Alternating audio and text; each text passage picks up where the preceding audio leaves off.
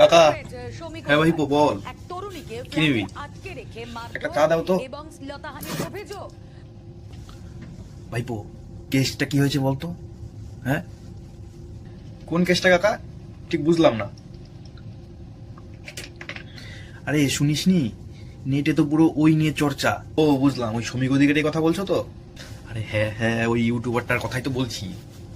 কাকা, একটা কথা তো ভালোই জানো, এটা পশ্চিমবঙ্গ, এখানে সত্যি বলতে নেই। সত্যি বললে তো ফাঁসবেই। শ্রমিকদা হয়তো সেটাই ভুলে গেছিল, বুঝলে, তাই আর কি। কি আর বলা যাবে বলো? কেন, কি হলো ব্যাপারটা? একটু বল তো খুলে আমাকে। শ্রমিকদা কিছুদিন আগে একটা ভিডিও বানালো না, ওই বটন নামে ভোট নিয়ে, আমাদের এই রাজ্য নিয়ে। জানো না, দেখোনি ভিডিওটা? আমি তোমাকে পাঠাবো, দেখে নিয়ে হোয়াটসঅ্যাপে। তারপর কি হলো? তারপর ভিডিওতে পুরো ওয়েস্ট বেঙ্গলের সত্যি দেখিয়েছে। আর জানোই তো কাকা, সত্যি সবার আর হজম হয় না, বুঝলে। এটা জলে বোতলটা রাখলাম, চাটা বানাও তাড়াতাড়ি।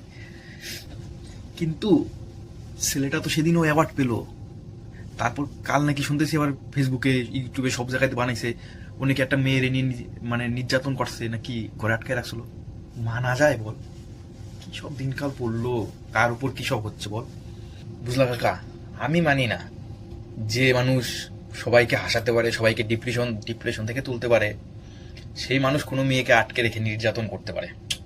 তাছাড়া গোটা বাংলা সবাই তো জানে সত্যিটা আসলে কি, ওই ভিডিওটার জন্যই, জানো না? তোরাও তো ভিডিও বানাস, তো তোরা যারা ভিডিও বানাস এই ষড়যন্ত্রের বিরুদ্ধে প্রতিবাদ জানাতে পারোস না? হ্যাঁ, সবাই একজোট হতে পারোস না? কাকা, তুমি তো জানোই এটা পশ্চিমবাংলা, এখানে সবাই শুধু মজা দেখতে ভালোবাসে। এখানে সবাই স্বার্থে মেশে, বুঝলে। এখানে কার কি হলো গেল কারও আসে যায় না কাকা। এখানে শুধু সবাই মজা দেখে, বুঝলা তো। যতক্ষণ না নিজের উপর আসবে, এইখানে কেউ বুঝবে না কাকা, কেউ বুঝবে না। তোমার চা হলো? চা দাও। হ, এই নে, দাঁড়া, দি বানাইছি।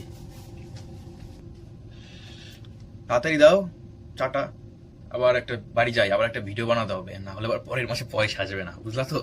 পয়সাটাই তো মেন এখানে। এখানে সবাই তো পয়সার জন্যই বিক্রি হয়ে যায়, এটা পশ্চিমবঙ্গ। এখানে পয়সা আছে তো সবাই বিক্রি কাকা, বুঝলে।